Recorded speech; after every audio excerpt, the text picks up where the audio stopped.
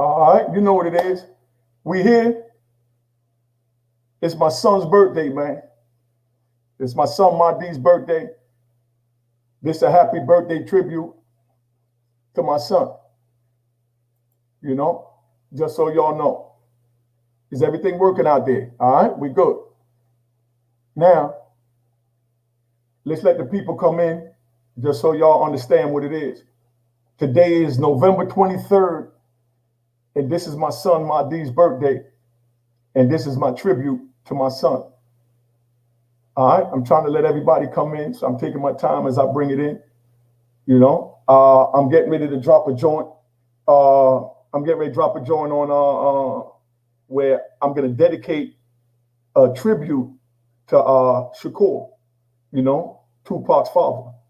Now, I'm bringing his brother on to show you how the struggles of the system and the separation of the black family has destroyed us. And this is the reason why I'm so passionate about trying to help the youth. You know, today is my son's 27th birthday. I've been locked up 26 years. This is my first birthday as a free man with my son. This is my son's first, this is my first time being free, man. You know what I mean? My first time being free. You know what I mean? My first time being free, man. You know what I mean? For my son's birthday. Just so y'all understand that. When he was born, I got locked up. He was like 6 months, 8 months. You know what I mean? He was a baby. You know what I mean? I've been gone 26 years. He's 27. And this is his first birthday. And this is my dedication to my son.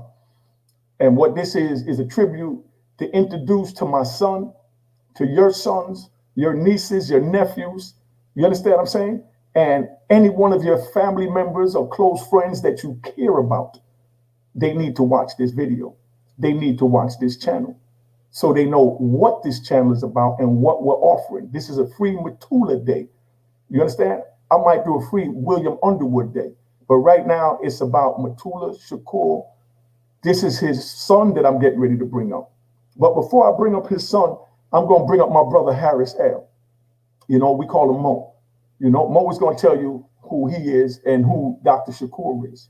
And I have a video that after this, I'm dropping a video, the tribute that I have to Mutulu Shakur.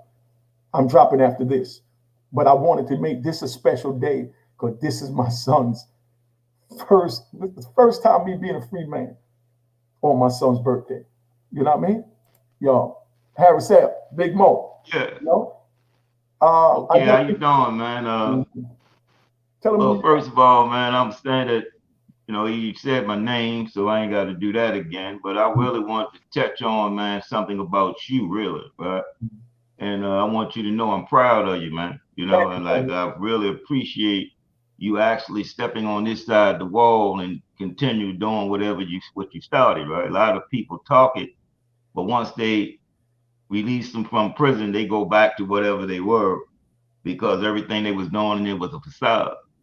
You understand? So when you step out there, see, it's easy to be positive in a positive environment, but to be able to be positive in a negative environment requires a degree of strength that very few people have, especially in the system in which we're living in today, right? But I've watched you, man, like I've watched my son. You know, I've seen you come from, man, a level that basically you was buried alive. You understand? And you was in a situation, man, where there's no deeper depth than ignorance and unbelief, right? And I remember, man, when I looked at you and I was wondering, is it any goddamn hope for you, really? I mean, to be honest with you, right? But I watched you take your initiative, man, and actually build from a level where you couldn't even read or write, you understand, and actually took it upon yourself to build yourself. Now, people read stories about Malcolm going into the prison doing it, and they celebrate Malcolm for having come from a level where he couldn't read or write, and he read the dictionary and so forth. But when a person they never met Malcolm, you understand? But when you got an opportunity to meet a young man that actually came from nothing, who actually was basically even content with the nothingness, and then suddenly decide I'm going the other way. And I watched you, man, like, you know, and I know that your family, especially your son, was a hell of a motivation for you. In fact, I use your son a lot of times to sort of like kick you in your butt, man. Hold up, son. You need to get out there to your son. You understand? You need to, man. You know how you talk about how much you love him. You talk about how much you want to be with him. And cut that shit out so you can get with him. You understand? And I mean, I had to use him sometimes just to motivate you because you would lose sight sometime, and then you get back focused again. You understand? And then you make several steps. You understand? And I see you again veering off. Hold up, wait a minute, what you doing? You know what I mean? And you make up all these excuses. Man, I'm doing me. I got to get mine. I got to da da da da. And I'm saying, okay, how are we going to explain that to your son? You understand? Why are we going to explain that to your family? You understand? We're going to tell you that your father ain't here because he said he got to do me. You understand? And they saying, well, what about we? You know, and ultimately, man, you get back on track again. You know what I mean? And when the things that you would do when you get off track actually pose the possibility of getting you some more time. So you said they already got you buried alive. They already been declared that you're going to die in there. And then you're going to go ahead and do some other things. So even if you got up off that sentence, you would still have all this other stuff. Slow up, man. You know what I mean? And like I watched you, man, in an environment where there ain't nothing but killers and you know, we all down here in this environment, you understand? And we like the toughest environment the federal system got. The police work down there afraid of us. You understand? So we walk in the true essence, they admire us because they can't comprehend how these dudes could have all this time and still smile and still steady and still kick it because they know if they had anywhere near that time, they'd kill themselves. They didn't said it. So secretly they're admiring you. You understand? But when they see you do something that undermines your personal growth and development, and I've said to you 1,000 times, man, self-deception undermines personal growth and development. You understand? So don't deceive yourself. You understand? Face the fact that you are more than you think you are and better than you're trying to be. You understand? And when you set your mind to it, what can you not achieve? People say that as a cliche. But right now, you inspiring a lot of dudes that's in prison because you showing them what they can do when they get out. Because a lot of them don't think they can do nothing else but what they've been doing. You understand? What happened? Anyway, so no, yeah, I just want you to know, man, first and foremost, I gave you that I'm proud of you. Can't hear you. I said I gave you the floor. I came out so that you could have the screen to yourself as you speak. I'm right here, big brother. Okay, like I say, man, I'm proud of you. And like, there's a few times I'm gonna tell you the truth, and I know you already know it. There's a few times I'm gonna go upside your head because you had me worried about you, man. Every time you slip back, you understand, and you would treat the prison like you was in the street. You understand? And one of my major concerns for you was the haters, because as a young man, you come into prison and you actually thinking that everybody's thinking like you. You thinking everybody has your values, you projecting your values into other people. So you having natural conversations and people think you're bragging. I've actually seen you show guys your pictures and talk about the things that you used to do, like what's what we do. But I looked at their faces and I seen them saying he lying. He ain't have that car and he didn't do this and he's trying. And then he's saying you got people that's smiling in your face, but in reality, they jealous. You understand? And you sitting around, I'm saying, man, you didn't see that? I remember I had to pull you back and say, hold up, man, wait a minute. These smiling faces, they ain't showing the real traces of what's worked within, right? So I'm saying, back up for a minute. And then little things is happening and it's all stemming from you just being you, unique. The idea of you even telling someone, man, I'm unique, not simply as a noun, that's my name, but as a person, I'm unique. You understand? So when you start doing things, what else can it be but unique? You understand? So a person said, man, what'd he do? He did unique. You understand? What was that about? That was unique. You understand? And when you took and embraced that title as a reality, that's put you right where you at right now. So what you doing right now is unique. You understand? People say I'm doing me. No, he's doing unique. Big difference than me and unique. You understand? Because me is a trap that our people was placed in to make us be so selfish that we don't think about the youth or the next generation. You understand? If you was just doing me is nothing but the upside down we. Our culture is a we culture. When we follow this enemy, we start thinking in the me culture. You understand? So when that we be turned upside down and it becomes the me, the prisons get overcrowded. Sons are left in the street without their fathers. You understand? You know, you get a whole barrage of problems. And again, that brings us to Mutulu Shakur. Mutulu Shakur, man, is... Hold on, big bro. Excuse me, Mo. Let me bring in his son so that he could hear this, being that he's being mentioned at this time. Okay? Now, for those of y'all don't know, this is Mutulu Shakur's son. He's going to tell you about himself after Mo speaks so that he could hear him speak on his father. This is a tribute to fathers today because I'm blessed. I'm blessed to be a free man today for my son's first birthday. It's the first time in my son's life that I'm a free man on his birthday. All right. Now I'm gonna bring my Shakur's son in. Hey, how you doing, big brother? Introduce yourself, man. And the brother Mo is getting ready to speak on your father, so you understand things that you might not know. So tell them who you are, when you met your father, whatever, so they can understand why I'm doing this to give you, you know, the insight and the wisdom on your father. You know what I mean? So you know the strength of your father. You understand what I'm saying? Okay. Introduce yourself, big brother. No doubt. Peace and blessing to the universe. My name is Talib Shakur, one of the sons of Dr. Mutulu Shakur. I found out that he was my biological father probably like 3-4 years ago. Due to circumstances back in those days, man, you know, they kept me underneath the wraps, not of my doing, because I wish I would have known the real truth. But thanks to Afeni Shakur, she really laid down the truth for me. And in my little documentary, you'll hear a little more about, you know, how everything unfolded. The brother Moe, he definitely laid a lot of things, the foundation straight. I'll listen to everything he was saying. You hit everything on a knot.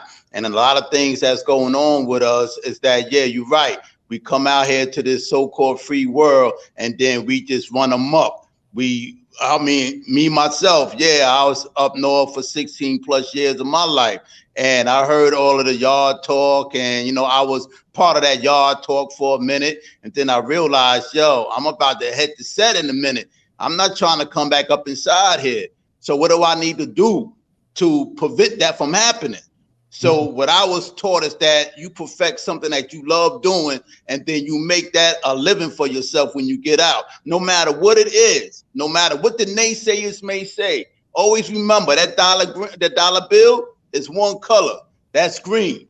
You know what I mean? So the naysayers, they're gonna, you know, try to throw you underneath the bus, saying, nah, that's not gonna work, and that's some old corny stuff and stuff like that. Nah, you push forward and do what you need to do. And that's what I did when I came out here, you know. I've been home for like 10 years so far, you know, and that's a blessing. And I salute to you, Uni, for you being out in this world here, you know what I mean? Mo, you the same, you know. And since I hit the set, my whole focus was to give back to our youth, help our youth, you know, get them out of the conditions that I know that I was in around their age, you know. And ever since I've been out, I have saved over 223 youth lives through mentorship, gang intervention, violence awareness, and all the initiative programs, you know. And I would die to try to help our youth. That's my journey. That's my journey, you know. And that's a fact right there. I did so much in the society to whereas, yo, listen, it was against what this man stood for, you know what I mean? And that's why, you know, I feel bad that I didn't know my biological all them years, because I would have been able to get structure to not live the type of life that I was living. So once I did find out about who he is, now a whole umbrella of kings like y'all are learning me about who my biological is. All of y'all know so much about him that I don't know. So I got to give a shout out to Preem, the one that plugged me with you, Uni. You know what I mean? Because my dad always asked, yo, did you get up with Uni yet? Did Uni this, Uni? I was like, yo, I don't have his math, and and we're going back and forth. Man, you bull jiving, man. That's some real straight ahead brother, man. And sure enough, Preem was able to connect us. You know what I'm saying? So, there's so much unfolded once I found out who he is. I've been getting calls on the jack from unknown numbers and everything, but then when I listen to the voice message or the text, I get right back at them because I know they're coming from a good space, So now I'm humbled to listen to all y'all kings and queens to build to me into the universe about the real Mutulu Shakur, not that nonsense that they hear on social media on the reason why he's up in there and stuff like that. When a platform like this is important, it's very important, because now we could change the narrative on this true man right here. We could change the narrative to the point to where with how he helped people inside of prison change their life around. They always speak about prison reform. What about prisoners reforming each other? You know what I'm saying? And that's how a lot of us come out here in society to become different men. Because while I was up there in Sing Sing, if it wasn't for Robo Judge, P-Man, Shy, Dino, and a lot of other brothers that see me wilding out up there, they pulled my coat. And these are brothers that was doing the type of numbers you was doing, Uni. You know what I mean? And they was like, yo, nah, we don't want to see you like that up in there, man. And these are mentors, people that's bidding, not wanting to see other men crash their life away inside of prison. So they use their strength to hold things down to get you out there in society. You know what I'm saying? So salute any brothers and sisters. We can't forget about the sisters that's in captivity, because that's one thing that we do be forgetting about. There's a lot of females up in prison that's not getting the love that they deserve. You know what I'm saying? So we must find some type of coalition to really support them as well. It's the same way the females be knocking down the doors for us on the VI. I've been hearing that doors ain't being knocked down for them. You know what I mean? They don't know when the last thing they got a visit. You know what I'm saying? But yet they was holding us down all those years. You know what I mean? So with that being said, man, I can't wait to continue hearing about my father. This is a tribute. Oh, shout out to your birthday boy. Holla at the birthday boy. Birthday boy. Hey, yo. Happy birthday. Yeah. I just want y'all to understand, man, this is the greatest day of my life. I fought to be here for my son to be free. What? Oh, man, 26 years I waited to be free for this man who was a child when I left behind for his birthday. And this is my first birthday. You know what I mean? This is his first birthday that his father's a free man. But now I'm going to let y'all know something, man. I'm going to let y'all in on secret. Not yet, Mo? All right, but let me say not yet. All right, let me say this. All right, let me get into this, Mo. Just so y'all know, I didn't just come out here and start yelling, oh, let's save the youth, let's save the youth. I was in a mentor program called Skills Program in Coleman FCI. When I made it to Coleman FCI, I got involved in this program where I lived in a cell with mentally challenged men that didn't even know how to wipe themselves after they used the restroom.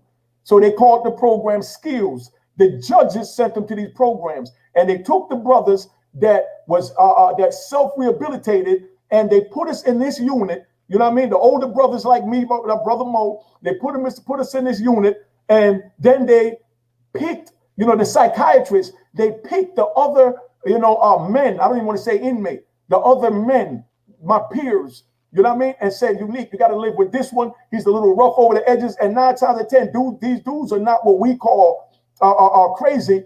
These are dudes that when we grew up, we just said that the things they did, the antics, oh man, Unique bugged out.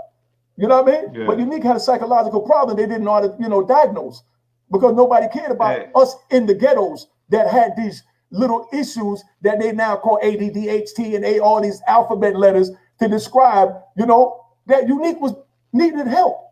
You know what I mean? Well, these young men needed help. They put them in my cell. I help approximately 100 young men go home. I'm going to bring them on this platform because they home, they contact me, they stay in touch, and they let me know how much they appreciate me and what I did for them and taught them. You understand? For them to be able to stay out in society for the longest they ever did. Then they can remember from living in a cell with me. From living in a cell with me. Go ahead, big bro. Hey, look, check this out, right? Let me make this statement. I got two statements, really. One, I want to say Mutulu Shakur, but like the brother he did something that very few people have done, right?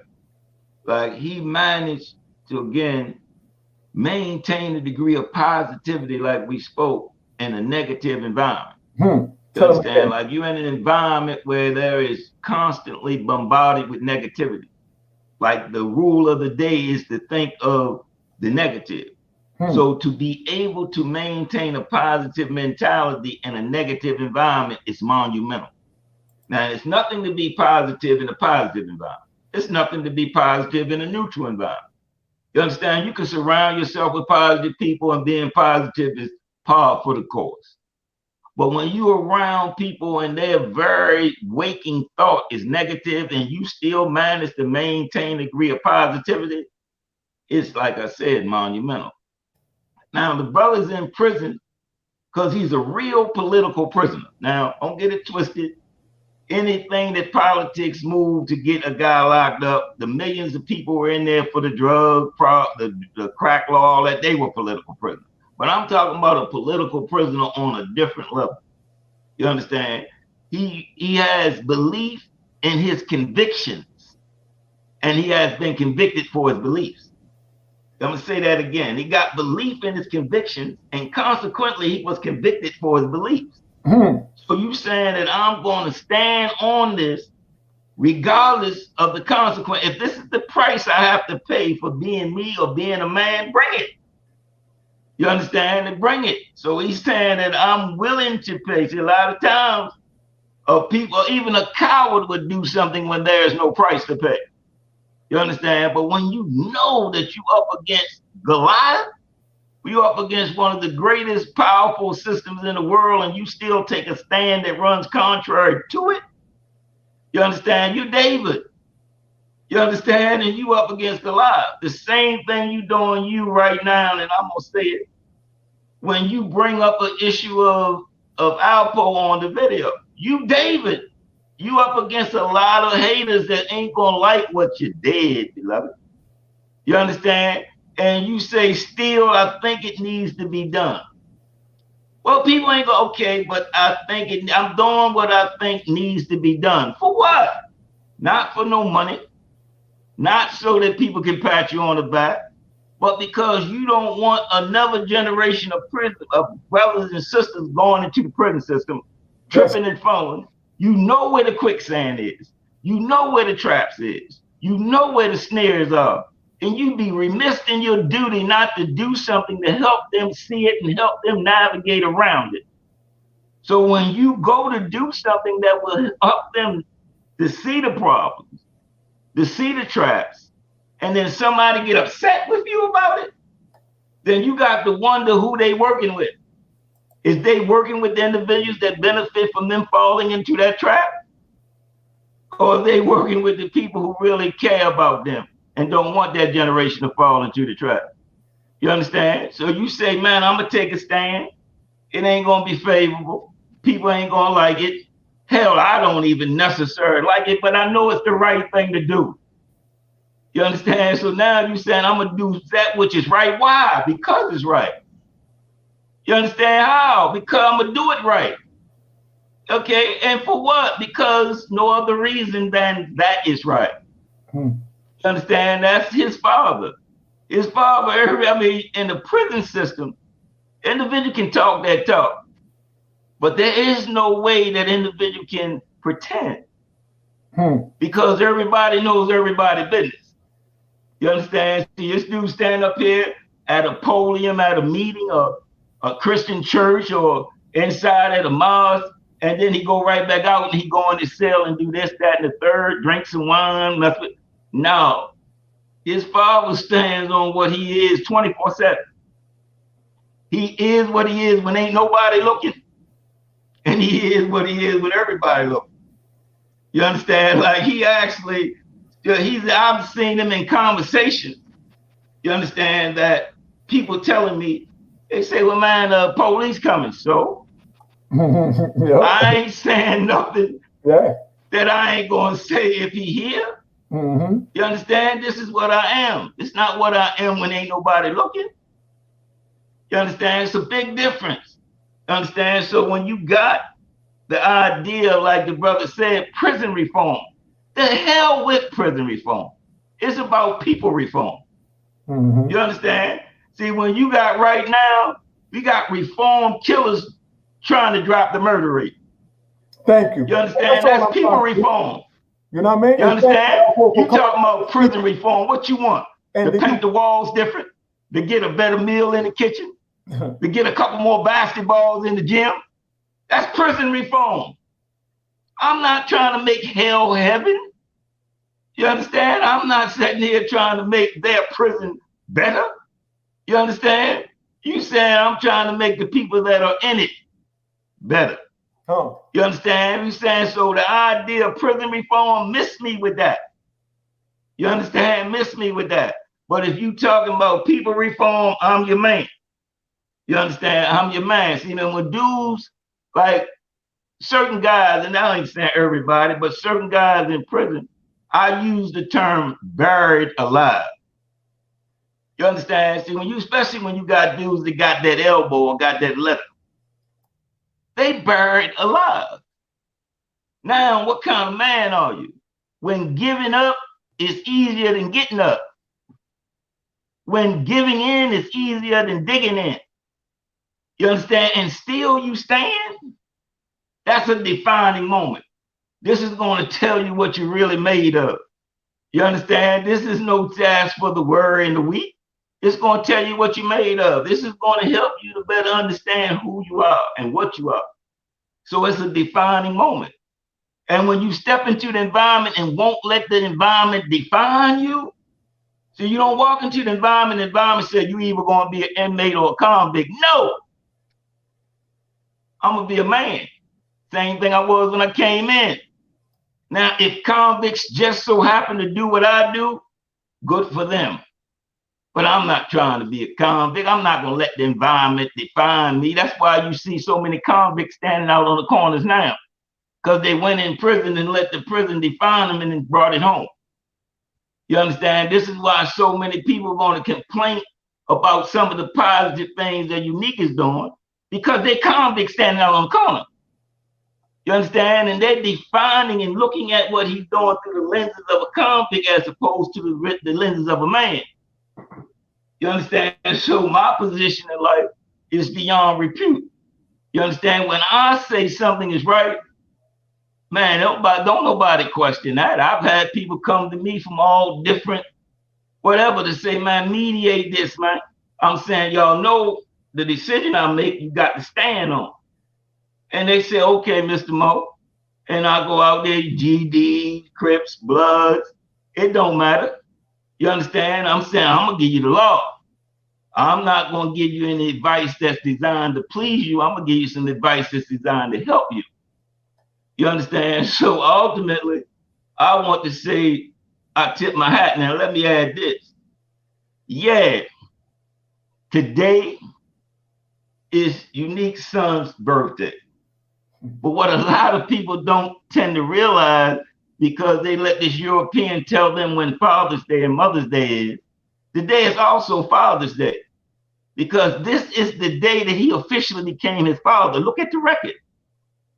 The same birth certificate that declares his birth to be today also declares him to be a father today. You understand? So this is Father's Day. Now, if he has 100 children, he'll have 100 Father Days, because he was there. Yes, right. So he had many children, had many blessings. You understand? So don't get this twisted. It's not just his first birthday or New Year's for his son. You understand? It is his first Father's Day for his son. You with me? So now when we think about it in the truest sense, this is New Year's. Like the European that told you that January 1st is New Year's. Okay, you can have that. You understand? But this is the day that that child's year begun. You understand? So when he gets to that hour that that child was born, he can do his 10, 9, 8, 7, 6 countdown and make his resolutions and look over the resolutions of the previous year. So I'm going to say to his son, Happy New Year. You understand? I'm going to say Happy New Year's, and I'm going to let him know that whatever what he gets out of this year will determine what he brings. You understand? So what he brings to the year will dictate what he get out of it. So all I can say to him, man, is bring it. Your father is a good example of an individual that brings it. You understand? Bring it. You understand? And that's the key. Now, I'm going to say this also, that I know for a fact that Unique's son meant a lot to him from being in prison. You understand? I only know his son from him, meaning had he never talked about him, had he never felt anything for him, then I wouldn't know him. You understand? And I know that he was really worried about his son knowing the world that he's coming up in. And he's coming up in that world without a father. And some of the guys that he might be around ain't really what you consider good father figures. Because we living in a dysfunctional society where brothers don't know how to be a brother to a brother. And definitely men don't know how to be a father to a son. You understand? So you got dysfunctional relationships. You got individuals out there that call themselves leaders, but really they are misleaders. You understand? And if he moves in this society, he can make the tragic mistake of getting caught in that quicksand that his father is now trying to stop other young kids from getting caught into.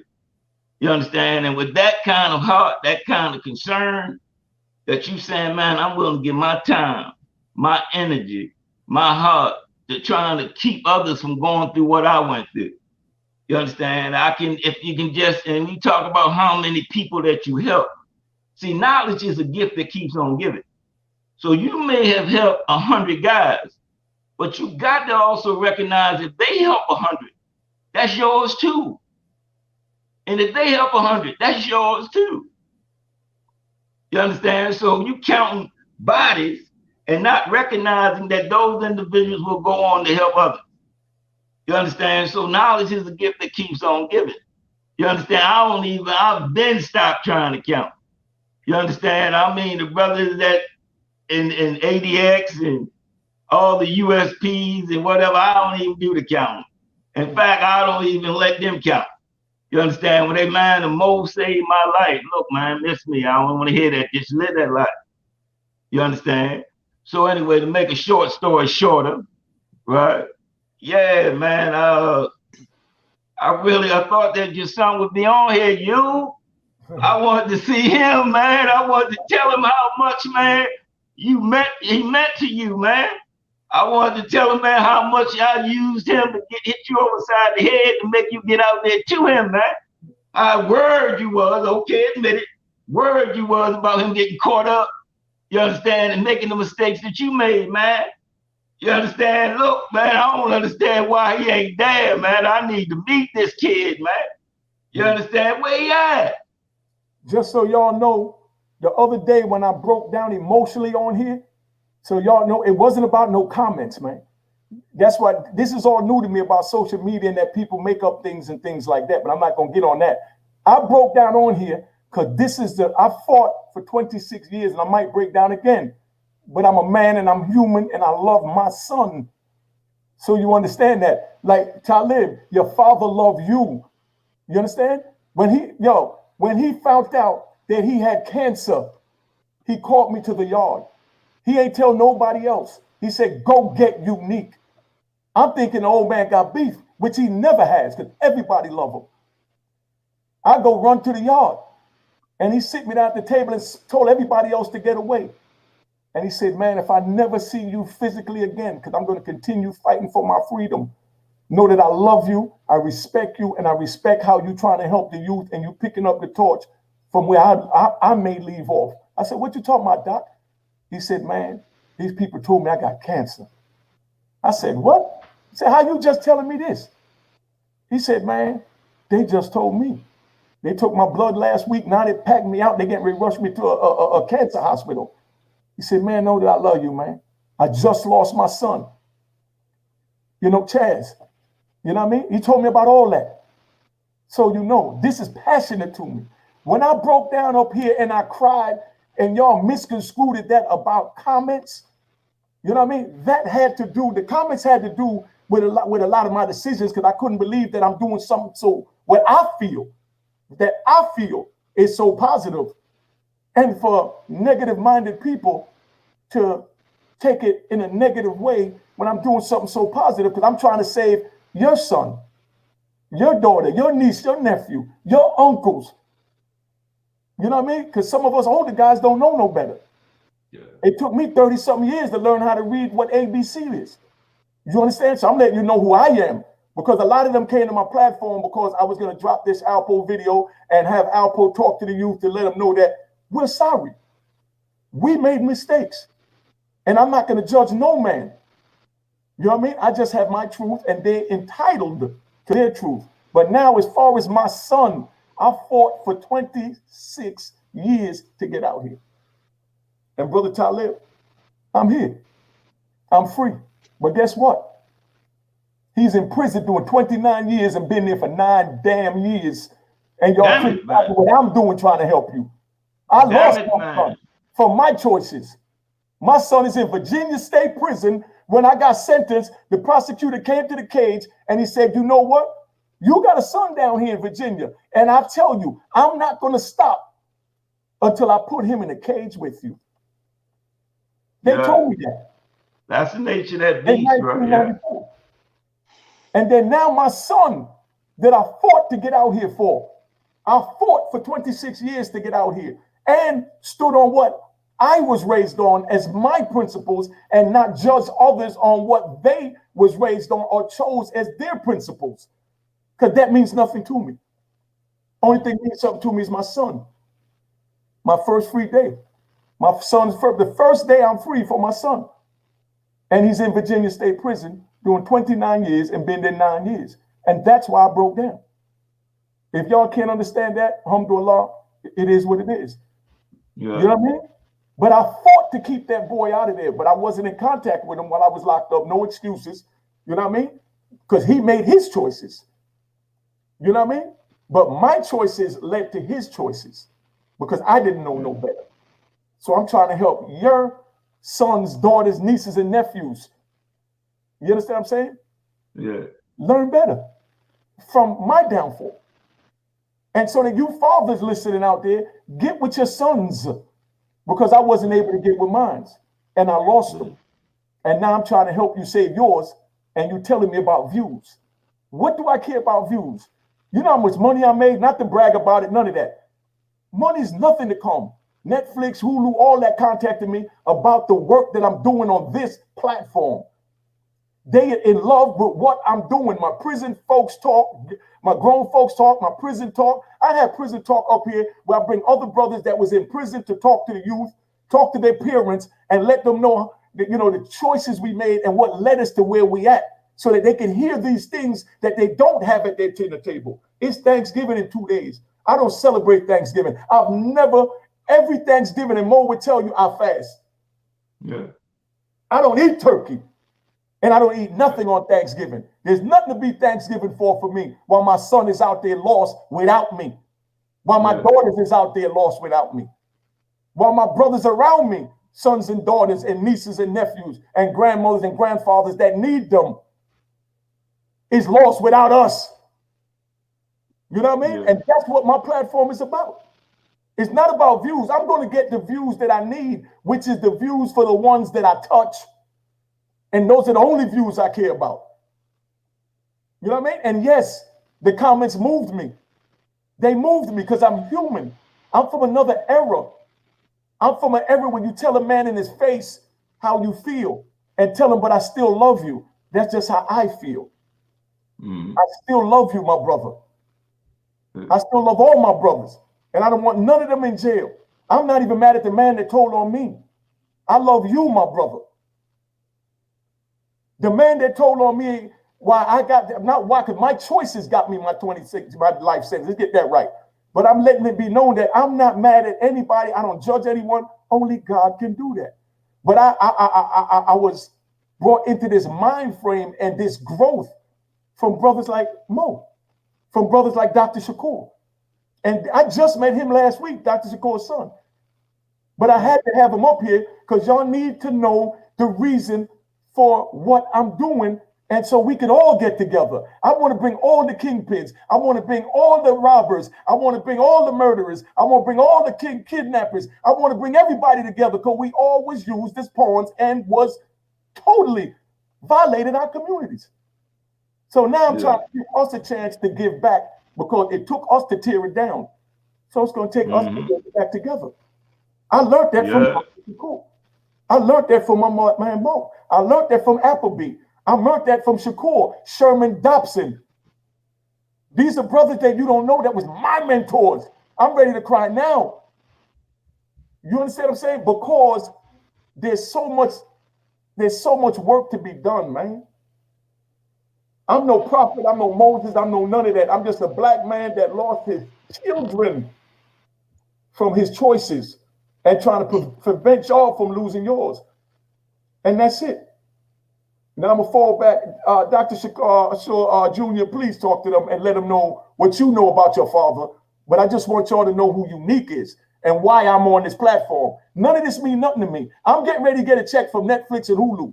You understand what I'm saying? But I'm still gonna be here because I'm not here for that check from them. They see what I'm doing. Why is it that Europeans see that I'm trying to change my people, but my people want to tear me down for trying to help? Talk to me, bro. Check this out, Uni. Like you know my Abu, man. What's one of his favorite lines? Keep pushing straight ahead, right? That's one of the favorite lines I be hearing him say to every time I hang up the phone. Straight ahead, because you're gonna have the naysayers, man. And that don't mean those naysayers you ain't got love for, but they not seeing A alike yet. You know what I'm saying? There's nothing wrong with them. They okay. You know what I'm saying? But we just have to make sure that we continue pushing forward and not having animosity against those, because we got to understand we was asleep for a long time. We did a lot of things, you know, our choices. You know what I'm saying? We served our choices. We did a lot of wrong. And then there was a lot of people telling us the same thing that your haters is telling you now. You know what I mean? And it took that time for us to recollect or get mentored or get mentee to change our mindset, to change our narrative, to realize what we have done wrong in society and know that we strong enough, we tough enough to make the change. Because our youth right now are us. They are us. You know what I'm saying? Give me a minute. Okay, thank you. Yeah, so it's like our youth right now are us when we used to be that age. So we got to make them understand that we understand you.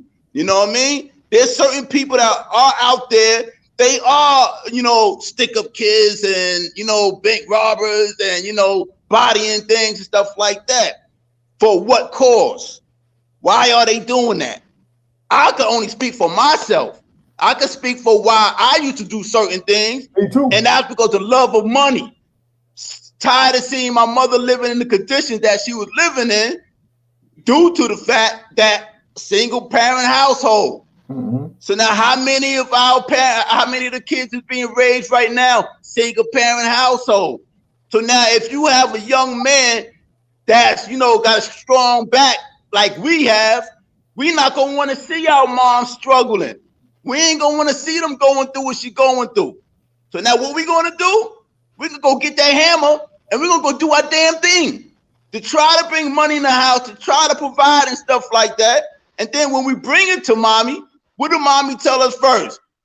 Get that shit out of here. I don't want none of that drug money. I don't want that. If you don't get it right, don't bring it in the house. See what I'm saying?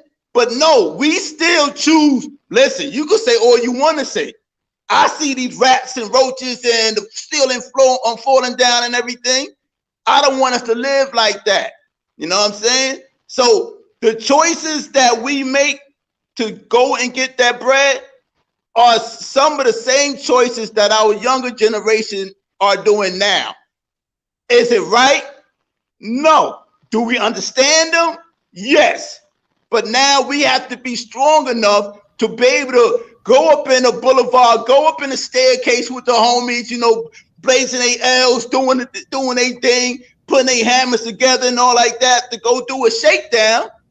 But no, brother like you and I, we'll roll up on them like, yo, come on, brother. Come on, let's take a walk. Let's try to figure this out a different way. You know? Passive ass dudes not gonna do that. It was told to me. They were like, yo, Ty, you bugging. You going where? You doing what? I said, watch me. Watch me. And sure enough, I'll come out the buildings with a couple of little young brothers. And when we come out, we walk and they see smiles on their faces and stuff like that. Some of the programs I used to work for, they used to tell me, yo, how do you do it? How do you do it? I tell them, you have to put down that quote unquote book knowledge because they don't listen to that there. If you're not from where they from, they already see through all that manipulation. You know what I mean? I call what I got street knowledge. You know what I'm saying? Street university. You know, this is what been getting me by all these years. Safe sound, and you know, of course, you go through your little things out there in the street. But a true lion will stand firm. Excuse me. It is supporting me, and I'm on right now. This ready? Yes, it's done. Okay, well, I don't know. I just came here because I said. Okay, I'm sorry. No, I'm good. Thank you. I appreciate it. It's important right now. Thank you. Yeah. All right. Sorry about that, y'all. Apologize. No problem, So no problem. now what happens is that once we able to, you know, grab them up, sit them down, take them through our life travels, they could see us differently. I had a young man told me straight up, hey, yo, listen, Ty, all that stuff you saying, that's real fine and dandy. But right now, I'm on my gully shit. I got to do my thing. You know what I mean? But you know what I told him? I said, I respect you to the fact that you could be honest enough about that. Everybody don't change right then and there. Sometimes it's a process. A lot of times it's a process. But we got to hold the court for that process until they do change. So we don't have a conversation with them today, and then being that that brother told me what he told me, I don't even check in with him tomorrow or the next day. I continue checking in with him until his narratives change. Guess what? 6 months down the line, his narrative changed. Tell him. Why did it change? Because he got caught with a banger. He was about to go on the island for a little minute, and then he ended up on the island. Who was his first call to? Yeah, me. You know what I mean? Straight up. You know who I went to go visit? Yeah, him. You know what I mean? But then you know what happened when he came out? He didn't want it no more. You know what I mean? He didn't want it no more. And that's not saying that he was a punk, no sucker, nothing like that, because he got a strong back as well. But he's seen other ways through the knowledge and wisdom that we give to our younger brothers and sisters to help change their life. We don't want them to follow the same footstep that we follow, because a lot of us, we thank God that we out here talking about it right now. Because I personally, me, myself, seen people die and seen, I can't say the places, but yeah, in certain locations, I seen people laid out. That could have been me. That could have been you. That could have been you. You see what I'm saying? So now we out here to make that difference. To build on real quick about my Abu, Uni, I have some good news. Even though he did link up with you and he gave you that news in the yard, well, I guess good news to the universe for now. You know what I mean? I spoke with the representative 2 days ago, you know, because he can't receive calls right now. But well, let me back up a little bit for those that didn't really know what's going on with him. You know, he got diagnosed with bone marrow cancer, you know, and that was like a couple of months ago. So he went through a chemo treatment and stuff, and that wasn't successful. So being that I wasn't successful, they went to the next stage and that was what's that transplant? When they flush out the blood and change the blood, bone marrow, maybe. What is it? Yeah, he went through that, but it's a good thing though, because it reversed, you know what I mean? They cleaned it out and they said that he's good for now, you know? So he just got to keep checking in every 6 months or whatever to make sure that, you know, everything's still pushing forward, you know? So that's the good news about that. I'm just waiting to hear from him once they give him more, you know, some phone time and stuff, but they still keeping him monitored and stuff, you know how that go. But for the most part, I'm still learning about my father through all of y'all. And the foul thing is that I didn't know about him all these years because of, you know, the powers that be. They was trying to keep the political babies separated from the families and stuff. And, you know, shout out to my sister Elder Shakur and Moe, my brother. They taught me things that they went through when they was looking for my dad. They told me about them boys kicking down the doors and stuff like that. The letter boys kicking down the doors, pulling out the babies and everything from, you know, the people of the movement and stuff. So my mother chose to have me underneath a different name and everything. And if I didn't ask, you know, well, I'm just going to tell you a little bit about it. And then we know we could elaborate more. You'll see it on the documentary. If it wasn't for this man on a train when I came home, when I stood up I was sitting on the platform and he was sitting and he kept looking at me. So the first thing in my mind, this dude, son, I'm jumping in his mouth type of thing. So when the bell, when it's time to get off the train, I stood up, he stood up. So I said, all right, I see what this is about to be. So this man said, excuse me, sir, are you Dr. Mutulu Shakur, son? And in the back of my mind, I said, here we go with this again. Because I've been hearing this growing up, but nobody never told me anything, you know? And mind you, the man lived right next door to me. My father, Mutulu, lived right next door to me. All my life, didn't know it, you know? And I was playing all up in his house with, I thought was the next door neighbors and stuff like that. Come to find out, those are my niece, my cousins, my aunts, and my uncles, stuff like that. So, you know, all that's going to unfold. Yeah, y'all about to see some crazy documentary in a minute. But so when that man asked me that, I told him, nah, I'm sorry, I don't know the man. So then he looked at me, he just shook his head like, wow, that type of scenario. Yeah. So when as I'm going up on the platform, up the stairs, something told me to turn around and look. I turned around, this man is still in the middle of the platform, just staring at me, like shaking his head like, wow, right? So I said, that's it. I'm going to go upstairs and call my mom and ask her the infamous question, you know? So first thing I did, I was like, hey, yo, mom, I didn't say yo, mom, because, you know, I got respect for my parents, my elders. So I said, ma, I got to ask you a question. She said, what's that? I said, well, I never met my father before. She said, you never met such, and she gave me a name that, you know, was supposed to be my father. I said, listen, have you ever introduced me to it before? I never seen this man a day in my life. I never heard his voice or nothing like that.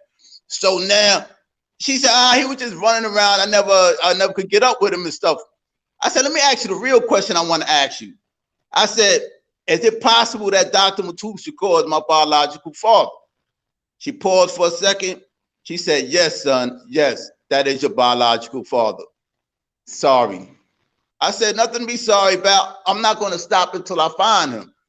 So when I went to work, when I went to work, I asked the receptionist, me and her was real cool. I said, I need you to look up this name for me. And when she looked up the name, she sent it to me. And then I started writing him a letter right then and there. When I wrote him the letter, I didn't tell him that he was my biological father. I was asking him and I was telling him a lot of people that I do know that we both know together. Because me growing up, all I used to hear about is Jarrell this, Jarrell that. I didn't know who the heck this person was, but it's a household name, neighborhood name, boroughs to boroughs name.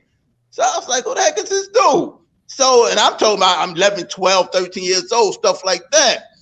So as time going on, the name changed from Jarrell to Mutulu Shakur. I was like, what's going on here? So then once, you know, the breaking news, when they captured him and stuff, that's when, you know, the revelation came about. Like, oh, snap, because now his face is on the screen and stuff like that. Now I'm seeing who this Jarrell person that they talking about. So now everybody in the family are frantic and stuff. Like, you know, why y'all acting like this for this man here? Come to find out, it wasn't just a man. He was family. You know what I'm saying? But so now when I asked my mother that, she was like, I'm sorry that I didn't tell you stuff like that. Okay, so getting back to the letter. When I wrote the letter to him, I didn't tell him that he was my father. I was telling the people that I knew, so forth, so on.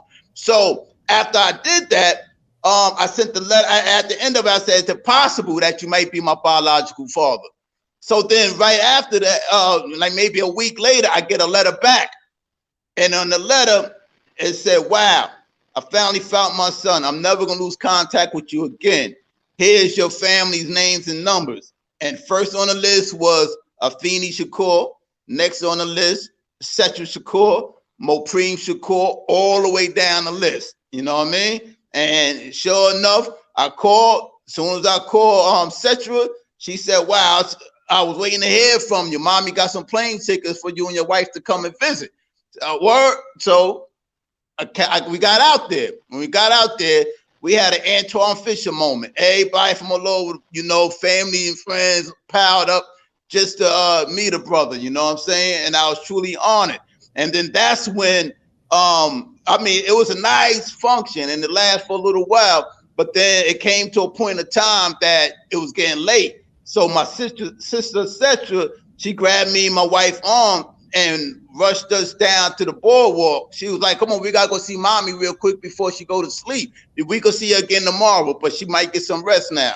So we go down there, and in my mind, I was like, wow, I'm about to meet the famous Afeni Shakur in my head, you know what I'm saying? Because I know what type of, you know, strong lady she is, and come to find out she's family, I can't wait to sit at her foot, you know what I mean? So when I got there, she was sitting on the couch, and then when I came through the door, she stood up and she took both her hands, put it on my face, looked me up and down.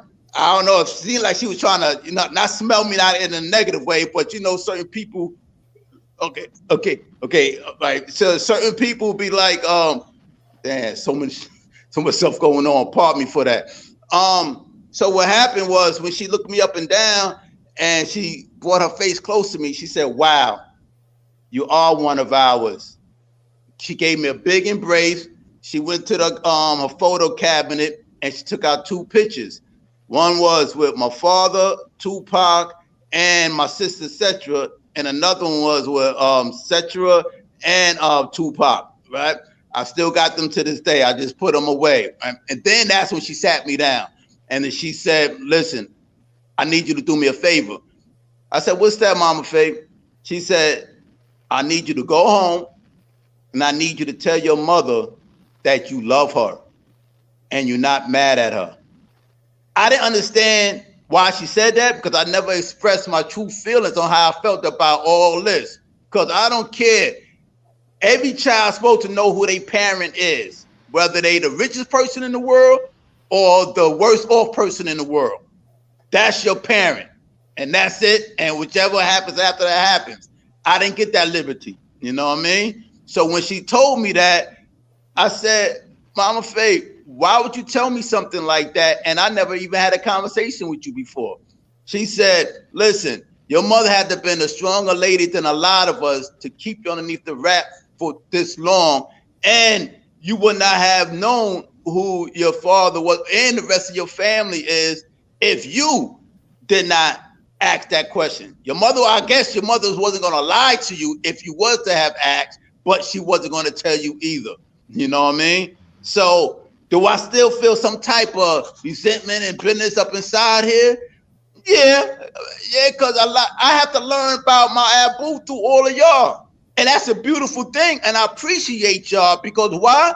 Y'all so genuine on giving that information. Y'all so humble. I mean, there's brothers and sisters that, you know, when they were like, yo, listen, Meet up with me here. I need to really vibe with you about your family, about your father and stuff. This is information that you need to know, so forth, so on. You know, so many beautiful stories. I haven't really heard not one negative one. Only negative stories that I hear are from the opposites. You know what I'm saying? The opposaries. And that's just a small portion just to keep him where he is. So now, videos like this and other platforms that really push the true man of Dr. Mutulu Shakur, that's where the narrative will shift to where it should be. You don't hear them speaking about he's the first black man of acupuncture. You don't hear them speaking about how he run up in a burning building and save babies, a burning church rather, to save babies and take the babies out and put them back in the mother's hands because everybody else was scared to run up in that burning church. You follow I'm coming from? Yeah. You didn't hear about how he went out there to Africa to fight for the liberation of the peoples and stuff. Yeah, don't get me started, Huey. All right, yeah, go ahead. No, I got you. I've been doing my homework a little bit. I just want to add on that because we were sitting down one day, me and your father was sitting down one day in front of Chow Hall, and whenever he's with me, I always tell everybody to get away. Let me talk to Unique. You know what I mean? Because, you know, he already know I get a little reckless, and you know, y'all see my energy. I bring the energy out of him. You know what I mean? So when he ran everybody off, you know what I mean? He pulled out a stack of pictures and put them on the table. So when he handed me the pictures and I'm looking through it, I see this black dude with a leather jacket, because you might have seen this picture. And it's a white dude laying down, or a Chinese dude laying down on his back, got his arms off, and there's a black man massaging him, and there's pins all in him. So I said, who the hell is this? What is this? And he said, nah, that's me. You know, I'm the one that started acupuncture. I said, them Chinese and Europeans allowed you to stick needles in them? They must have really trusted you, old man. And we laughed like a mother. He said, that's why I told him to get away, because I never know what you're going to say out your mouth, Unique. I said, nah, but you see with needles in the Chinese, man, in the 70s? Go ahead. Hey, Mo. Yeah, they let him have his needles in Atlanta, right? Yeah. And like, you gotta understand the USP, they let a guy have certain things, like they got to have an element of respect and trust and all that, right? But let me say this, man, when this first came on, right, and I saw you, I thought you was your father anyway, right? Me too. You know what I mean? You tried to warn me. Pardon me to cut your wisdom off real quick, because I'm going to forget. Mo, he asked me about you too. I swear to God he did. I'm dead serious. So we're going to build with that off air. All right, cool. Yeah, now it connects. There you go. Yeah.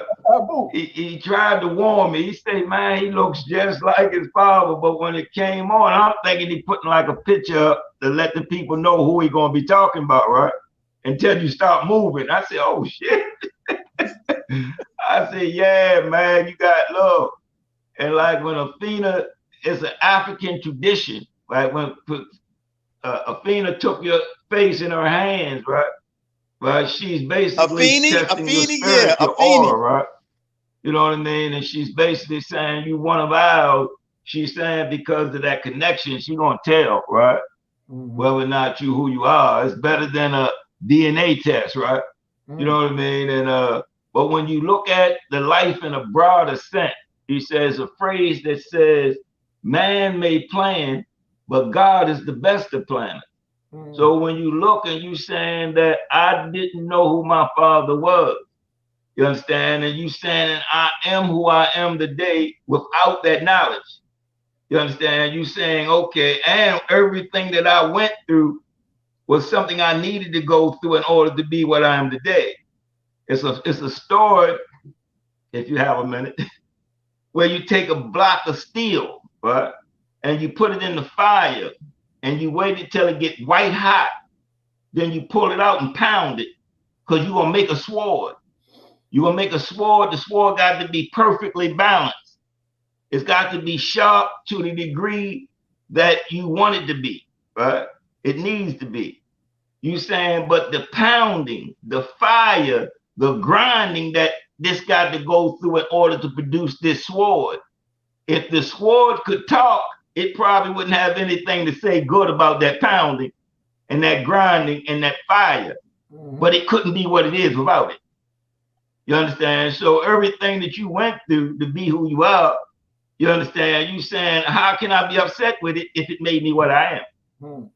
You understand? Why should I have any kind of animosity or resentment towards everything I went through if it made me what I am and I love what I am? You understand? See, as a child, we may not have the picture of today how we wanted to be. We said, I ain't that guy that I wanted to be when I was 10, but I'm happy with the guy that I've become. You understand? So you looking and you saying that everything that you went through in life was a necessary thing. You understand? In order to bring you to where you at today, and you make the best of where you at. And you not just your physical resemblance of your father, but a lot of things that you saying out of your mouth, your mindset is so close to his. With me? You understand? It's so close to his. But his perception of life is a perception that will allow him to be who he is, even if he's underwater, even if he's buried alive. See, he's not going to let the exterior change his interior. With me? Like you had the phrase about the thermometer and the thermostat. See, the thermometer is only going to read based upon what the environment is. If it's hot, the thermometer goes up. If it's cold, the thermometer goes down. But the thermostat dictates the environment. It don't react to the environment. It sets the environment. You understand? It controls the environment. Well, your father a thermostat. He's not a thermometer. You understand? He don't let the environment dictate what he do. You understand? But he makes the environment do what he dictates. See, man can change himself to fit his environment, or he can change his environment to fit himself.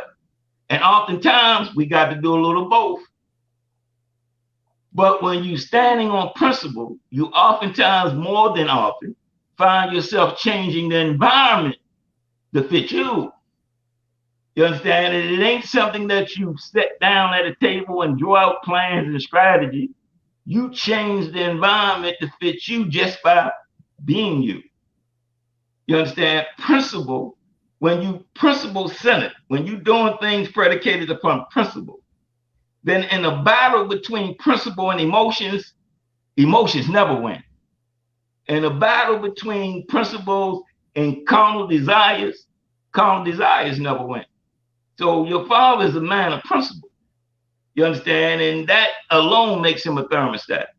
You understand? And in spite of the fact that you didn't know him coming up, you understand? You saying something inside of you was so strong and it kept you on a certain course, even though it looked like you were off course.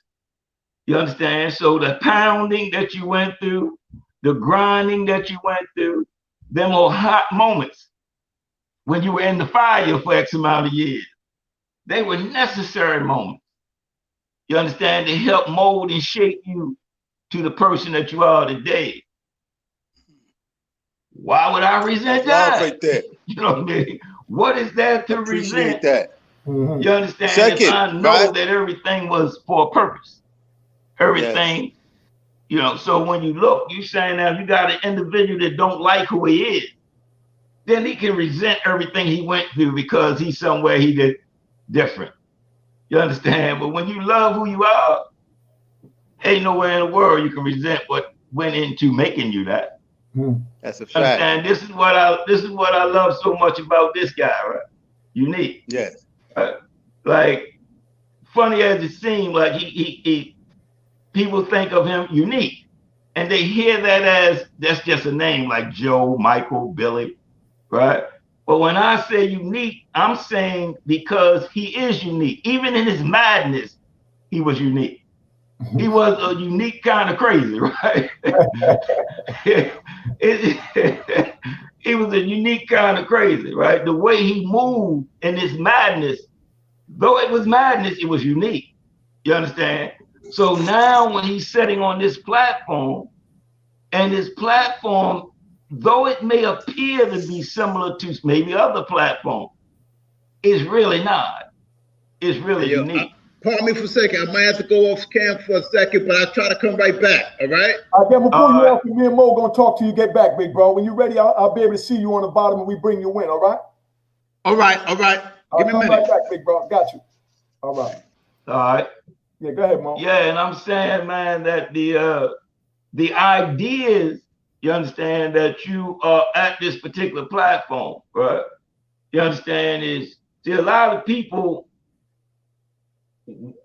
like, they want you to fail. You understand? Even they, and a lot of times they are really not truly aware of how much they want you to fail. You understand? So whenever you come up with an idea or a design, you understand, people who have mixed feelings and controversy, you understand, one of the signs that it is a great idea is that there will be mixed feelings and controversy. You can tell a lot about a person by its enemy. You saying that this person disagrees with what I'm doing, it must be I'm doing something right. If this person over here has something negative to say about what I'm doing, then it must be because I'm doing something right. I worry when this guy over here says something good about what you're doing. Because if he thinks it's good, oh shit, we got a problem, right? You understand? When an individual complains about something that you have decided to do, you saying, okay, you supposed to complain. You supposed to think that this ain't a good idea. You supposed to do these things because you are who you are and I am who I am. You understand? So the idea is that pay attention, that your enemies is going to help explain and define and clarify who you are. You understand? Like, it's nowhere in the world this person and that person can like you or like what you do. It just can't work. You understand? So it's just, and it's always going to be some people who don't.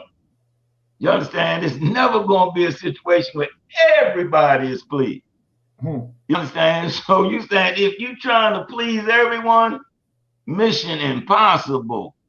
You understand? You saying that if I'm trying to do something that pleases you as opposed to help you.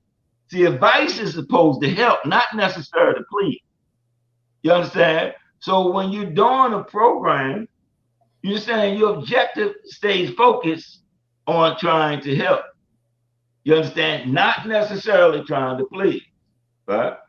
So, and you got people who see something, you say, okay, you're criticizing this.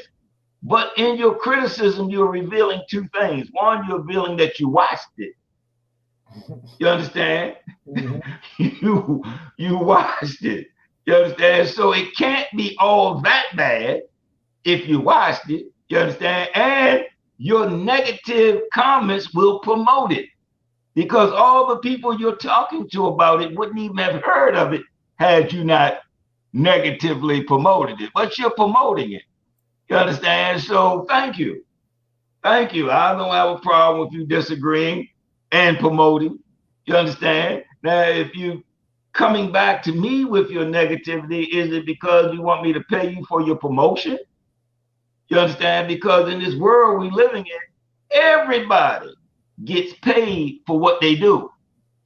You understand? Some get paid millions of dollars. Some get paid respect. And some get paid no goddamn mind. You understand? So you saying, I'll pay you. I'm going to pay you what you're worth. You understand? So when I do pay you, be very in mind, I'm going to give you the pay that you deserve. You know what I mean? So you got some people who are in the pay you no mind category. You understand? You got some people in the pay you respect category. Some people you just can pay attention. You understand? But they all got to get paid, man. You understand? You'd be remiss in your duty if you won't pay them, right? You understand? So understand that, man. And those who deserve to be paid no mind, man, pay them no mind, man. You know what I mean? And continue to do what you do, right? And help who you help. Now, we understand that the young minds today, not just young minds, human beings, the way the human mind works. See, because no one cares how much you know until they know how much you care. You understand? So when you're saying, man, I'm saying it, I'm living it, I'm acting on it, And I'm saying you showing that you care about the youth. You understand? You showing that you care about those individuals who are at risk to go through what you're ready to go through. You understand? And those individuals who see that you care, then they're interested in what you know.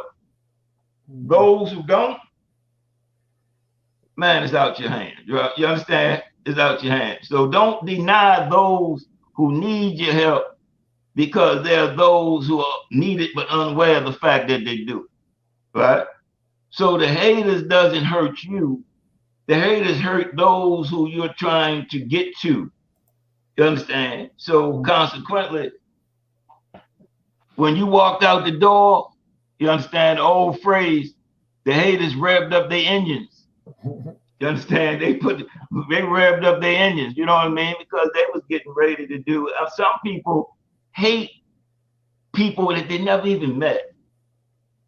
Why? Because it's attributes and qualities that they are just programmed not to like, man. You know what I mean? And there's certain qualities that you're programmed to love. So when you see those qualities in people, whoever the person is, you extend a certain degree of love, right? You understand? So again, no one cares how much you know until they know how much you care. But let me add this one thought. A lot of times we talk about choices, right? And we don't consider the reality, and the system doesn't wake our people to the reality that all choices are predicated upon values and needs. You understand? That means that if I teach a child to value health, then I don't have to worry about the choices that he makes, because his choices will be stemming from that value of health. I don't got to tell him don't shoot no dope if he values health. You understand? So we talk about choices, and in 1970, I was there, I witnessed it. When Nixon came into office, he made it his business to set upon an agenda that would make the victim feel responsible for his victimization.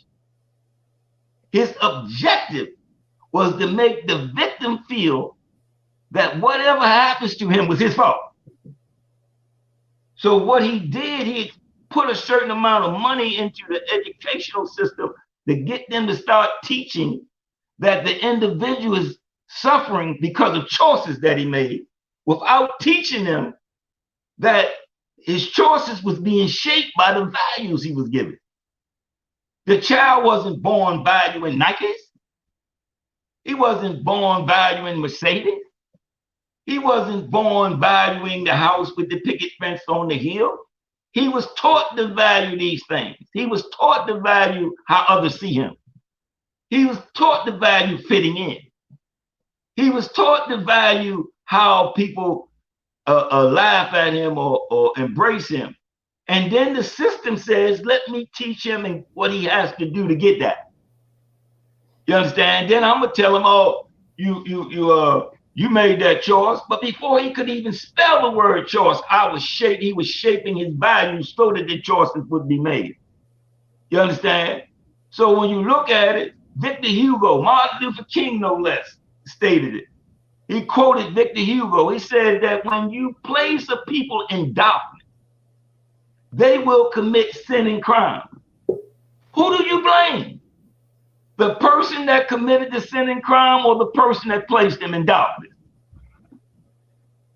So the sin and crime is a residual from having been placed in darkness. You understand? So you're going to make the victim feel responsible for his victimization. You're going to place him in darkness. And then when he do what he does as a result of having been placed in darkness, you're going to sell him some bullshit that he made a choice. You understand? You're going to try to convince him that he made a choice, when in reality, you dictated the choices that he had to make. You limited and restricted his ability to choose. Just to fill everybody in so y'all understand what's going on that came late. Today is Father's Day. Today is the first birthday for my youngest son that I'm a free man. The first birthday to my youngest son that I'm a free man. And I've been locked up 26 years. So I'm emotional about that. You understand what I'm saying? Yeah. You know what I mean? the first birthday that I'm a free man outside of the prison to celebrate my son's birthday. And this is my celebration to my son. You understand? He's now doing 29 years in prison and been there 9 years. I am trying to save your son, your nephews, your nieces, your uncles, your aunts. I'm trying to save our people. I'm not trying to cause division. I'm trying to bring us together. You know what I mean? And that's what this channel is about. You know what I mean? That's why I brought Brother Mutulu up here to tell him about his father. I just met him last week, and the video that I'm dropping today, my tribute to his father that I know he's going to love. You understand? Because it came from my heart and soul. You understand? Because he helped to make me the man that I am to give you what I'm giving you today. He's a part of the genetic chemistry that created the mindset for me to sit here and do this. And so is Brother Moe. And so is Brother Appleby that's not here. Appleby did like 40 years, man. When I met him, he had 20 years in and I had 15 months in. You know what I mean? And, you know, it's just so much I'm going to get into later because I don't want to preach, but I want y'all to know y'all kept asking. I see they kept asking as far as what's today's mathematics they speaking. Yes, I was raised a 5%er from the streets of New York. You know what I mean? Today's mathematic is wisdom, understanding. Wisdom is wise words being spoken by wise men to civilize those that can't see. You understand what I'm saying? So I'm trying to help you see with your third eye. You understand what I'm saying? Which is understanding. So you understand that we can make a change, but we must come together. You understand? We must come together. So I reached out. You know what the prosecutor always said, and Mo could stamp this, and I'm sure he probably know in the state, but they said this in the feds. The prosecutor said, when we try and say, how are you going to get my co-defendant who did blase, blase, blase to testify against me and then take his word for it and tell that to the jury? The prosecutor said, because if you want to convict scum, you must go to the sewer. You understand what I'm saying? And they considered us all as scum. So I went to the sewer and I got what the prosecutors considered scum, which is all of us that destroyed the community. And the first thing I did was explain to them where I was at and that I'm trying to help the youth because I destroyed the community. I can admit that. Oh, you ready to admit that? And they was. And they moved forward with me like the Calvary to save you. For nothing. For nothing. So I want to thank all my people that I've interviewed on my channel. I've been home 90 days, 4 months at the most doing this. You understand what I'm saying? And everybody came out. That shows you my character after 26 years locked in a cage. You understand that? You know what I mean? So like I said, you know, today's mathematics is wisdom, understanding. You understand what I'm saying? With bonds, equality. Because you take 2, which is wisdom, and 3, which is understanding, put them together, and you have 6, which is equality. We're trying to bring equality to make us all equal, regardless of the choices we made in the past, man. Regardless of the choices we made when we faced the devil, looking at our freedom being taken from us. You understand what I'm saying? I'm trying to take you, like King Noble said, out of the triple state of darkness, man. You know, and yes, it disappointed me the other day. And then I thought about my son as I'm speaking, like, man, no one was there for my son. I'm trying to be there for theirs, and they can't see that. And that caused the emotional earthquake within me to create thunder and lightning, sparks from the energy within my heart for my people. And it erupted into liquid of tears of compassion for them. Tears of compassion for your brothers and sisters and nieces and nephews. Y'all don't even get a chance to hear me talk because I come up and I do my joint. And I first came on my platform with the fast talk, because that's what the youth understand. I have to communicate with the youth. Now that, you know what I mean, they know that I've done certain things on the street that brought me to a certain level on the street. They know that I'm qualified to speak my wisdom and understanding, to bring equality, to show that we all gods. You understand what I'm saying? And we must build, you know what I mean? And destroy, to show that, I'm gonna let you go right now, to show that we're born, you understand what I'm saying? To make a complete cipher. You understand? And that's us as a unity. Go ahead, Talib. Excuse me, family. Is this mic mute? Hold on. You're muted, homie. Go ahead. Excuse me. Go ahead. Say it again. You was muted. Nah, that's real quick, but it's for your platform. Maybe you could have a platform where it's nothing but the youth speaking what they want out of life, what they want going on and stuff. And then we as the elders, well, the bigger homies, so what they call us, the bigger homies, that maybe we could elaborate with them, so we could be on the same page. There's a lot of times that we don't listen to them. We only know what we want from them. You know what I mean? Let's see what they want. Let's see the method on how they feel about getting it. And if we able to help them obtain it, that's what we do, Sometimes it's not a financial resource. We may have other resources that be able to connect them to the source that they want. Like, for example, on a mobile detailing unit, and I'll put it together for the strength of employing the youth, so they don't have to go out there to knock somebody over the head for a couple of dollars. You can't get part of, the program and stuff. It takes the Village Youth program, and we will make sure that you have some type of finances in your pocket, But the platform that you hold right now, Uni, yes, maybe, that might be an option. You probably thought about it already, but, I just verbalized it. Okay, Mo, I'm gonna let you go right now. I want to answer his question. Big brother, I've been doing shows for my platform privately on here, like we're doing, where I've been mentoring the youth privately, that I have in my archive, like I have the Alpo video in my archive. You know what I mean? Until it's time for the people, when they're ready for it, when they're ready to accept it. You understand? For what it is, and not trying to create something that it isn't. You know what I mean? And for that, Chichina, we still got that joint that I did with the youth that night with Hassan. Big shout out to brother Hassan. The joint with me, Hassan, and the 5 or 6 youth was up there and we were speaking. You know what I mean? We didn't hear that one yet, right? Huh? Okay, right now, for what you just said, I'm going to air on my other channel. That's how hard I'm pushing for y'all. I'm going to air on my other channel only, Unique Mecca Audio TV, a joint that I did where I had a round table, as they call it, on here with like 6 or 8 young men, and me and brother Hassan was talking to them about the changes and what they want in life. I'm going to air that. Matter of fact, put it up now while we're talking. So when y'all done, you go to Unique Mecca Audio TV and check that out. You know what I mean? Just so, we can't do it while I'm in StreamYard. Okay. So when we're done, we're going to air that at Unique Mecca Audio TV. So you're not going to see it over here. I want to bring all this stuff over there so I can just leave this other stuff over here. So we get that learning channel over there. Go ahead, Mo. Excuse me. Hey, look, check this out, right? You was there when I created the Leadership Dynamic program, right? Mm-hmm. See, one of the key to leadership dynamic, when you sitting at a table like we're sitting here talking now, and we leaders, right? And you come up with an idea like the brother just came up with, wonderful idea, right? Let me say that again, beautiful idea, right? Thank you. What people tend to miss is that the idea came in his head. He projected it to your head, as opposed to him doing it. He pushed it to you to do his idea. You understand?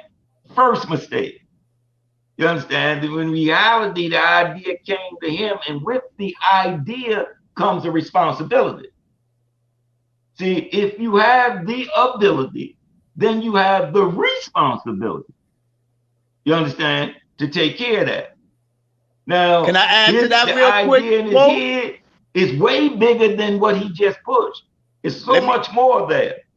Right? Let me answer that real quick, Mo. Is that I want let me answer that real quick.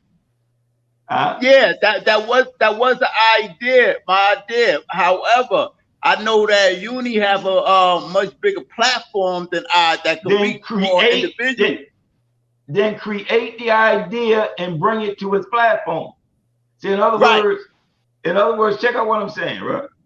The ideas that came to his mind is evolving, it's growing, right? I mean, they are in bloom with it.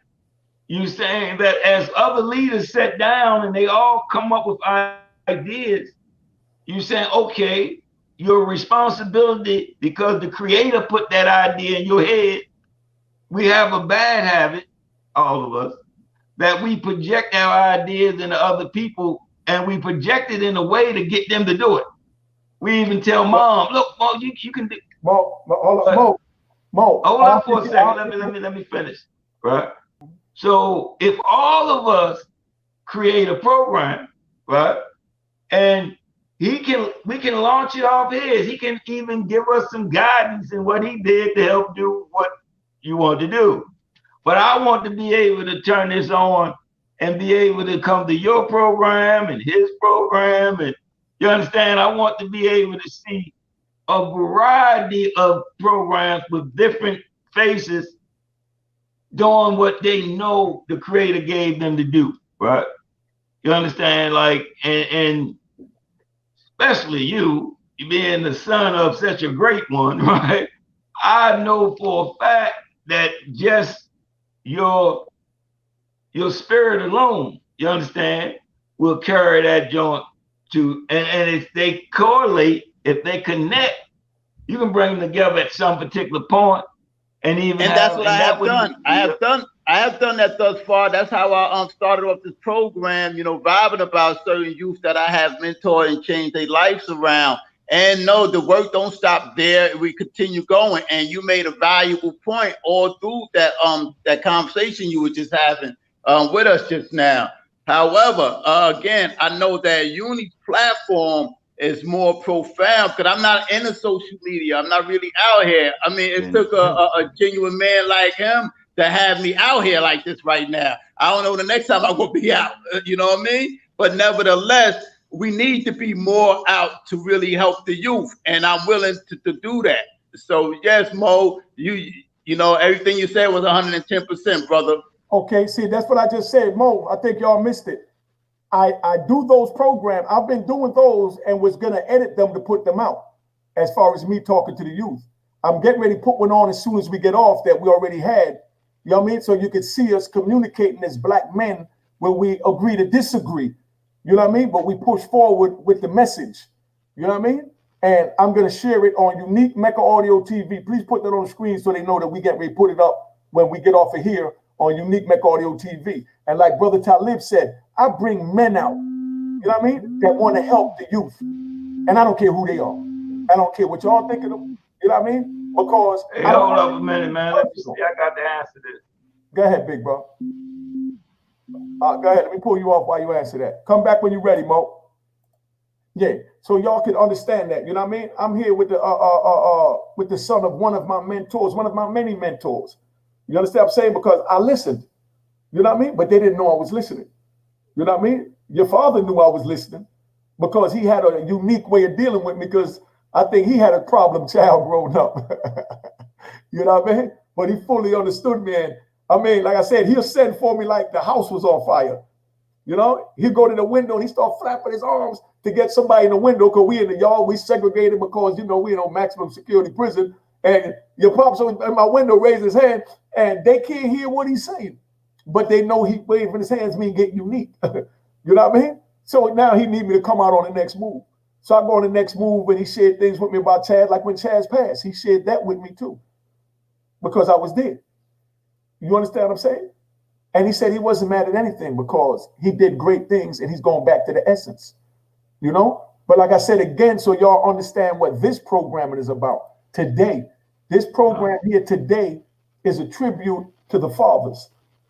Today is like my Father's Day because this is my first day as a free man for my son that's 27 years old. And I did 26 years in prison away from him. But like I said, the ugly side to the game to that is he's in prison doing 29 years and I can't see him physically free again for another 20 years. So when I get to hold my son for the first time as a free man, when we're both free men, I'll be 70. You know what I mean? And he'll be 40 something, 50 years old when I get to hold my son. So if you can't, you'll be close to my age, huh? Yeah. So if you can't understand how passionate this is for me to try and save your son, I don't know what to tell you, man. And like I said, I'm not getting nothing for this. And as long as the youth, like my man Philly Blunt, good brother, he's always there. And Philly Blunt, I really want you to come in for a quick second, or I'll bring you in Wednesday night when I do my when I do my prison talk, so that they could see that I am touching the youth. I want you to meet the youth that I'm touching with this YouTube. You know what I mean? Not the people trying to grab views and play these games, because I don't care about views. I care about Philly Blunt and the other brothers that want help, that want to change, because I didn't want to change until I wanted to change. And like I said, Guy Fisher, hey Mo, you remember Guy when we was in Allenwood? You know what I mean? I gave a tribute to Guy, and I was letting him know about how, you know, like you took your time to mentor me. You know, I'm going on a visit, I'm bringing in the thing, and I'm doing all types of harangue. I'm all over the place. You know what I mean? Yeah. And the older brothers that been down 20 years before me is looking at me like I'm a nut. But this is my generation. We came up in the crack era hustling. So they put me in the prison. I did what I grew up to do, hustle. Yeah. And I don't care if it's in the prison or in hell with gasoline drawers on. I'm going to sell those drawers. That's what we do, you know? Yeah. No, Mutulu is not in Florence, King Noble. He's in a hospital somewhere, but I left him. He went from Victorville Kentucky, to Lexington, Kentucky. Lexington, Kentucky. That's where he's at. That's a hospital that's treating him for cancer. Hey, how old is Mutulu now? 71. Told you. Hey, I get to tease him. 71. Say it again. 71. Oh, he's younger than me. Hey, yeah. I ain't know he was younger. I thought he was older than me, man. Hey, Talib, I'm gonna tell you like this, right? When I first came to Allenwood, like I said, when Guy and Underwood and the OGs try to talk to me like I'm trying to talk to the youth now, I didn't want to hear none of that. You know what I mean? But my man Mo, he worked with me. Me and Mo, so you understand, quick rundown so you know who Mo is and how I met Mo. The same day they sent me to Lewisburg, they sent him there. We was on the bus together in Lewisburg. You know what I mean? Then they put us in the same dorm, but I didn't know him. I go to the hole in Lewisburg. You understand what I'm saying? For like 8 nights behind the clock or something. You know what I mean? In the room that I was in, the dorm room. But when I get up there, and all I'm worried about, because my mind is so twisted, is I got a phone, and somebody told me that Mo was running my phone. You know what I mean? I'm in prison talking about my phone. And the phone was even a rotary dial phone where you put da da da da da da. And I'm talking about it's my phone. So now people coming to the window yelling up, yo, that old dude Mo, he done took your phone, son. You know what I mean? They doing all this social media gossip. You know? So now I come out, I go get the joint. I'm ready to go Mo, because I just know Mo trying me because he knows my phone. I don't care if I'm going 60 to 8, that's my phone. When I came back to the unit, Mo called me in the room and he handed me the phone. You know, we take the wire out that joint so nobody uses it. You know what I mean? We ain't use it. But Mo took the joint out the joint. I'm going in the room. He handed my phone. He said, y'all held it down for so you wouldn't have to kill one of these dudes for trying to take it. You understand what I'm saying? And that's how I met Mo. But I came out the home ready to go to war with Mo because of the social media gossip that Mo took my phone. When Mo was preventing me from getting murdered or catching a body. You understand? And that's how I met Mo to listen to Mo. Mo had so many books on his bed. You understand? You couldn't even sit on his bed. He couldn't sit on his bed during the day. I asked him, where do you sleep? He put the prayer rug on the bed. Yeah, I'm giving you game up. He put the prayer rug on. He got 50 books on the bed every day. And he's sitting there reading and highlighting and doing it all day. Like 10 different books at one time. You understand what I'm saying? And at night, he moved them over and lay down and sleep with his books.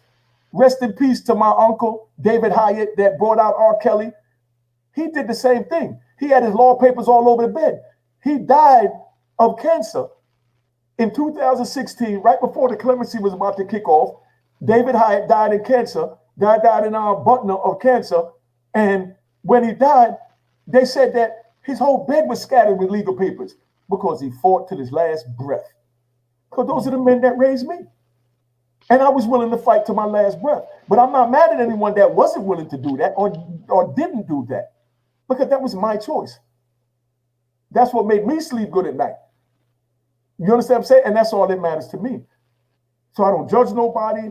I respect everybody. Like I said, rest in peace, Chaz. But we've been on here a long time, man. If anybody wants to tap it off, just so y'all know, this, you know, we've been on here beautiful, man. We're going to come back together. Probably get Mo to come on the prison talk on Wednesday night if he feel like it. You know, we're going to do, yeah.